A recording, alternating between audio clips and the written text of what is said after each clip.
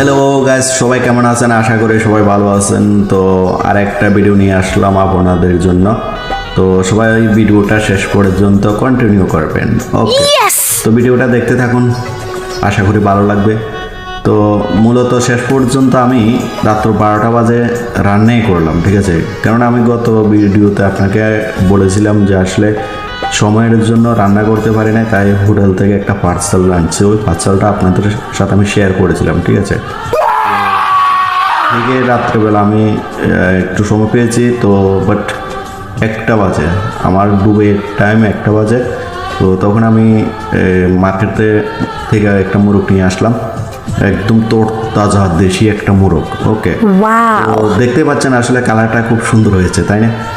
তো আসলে আমার নিজেরও বিশ্বাস হয় না যে আমি এত সুন্দরভাবে এত ভালো রান্না করতে পারি, ঠিক আছে? তো আপনারা যদি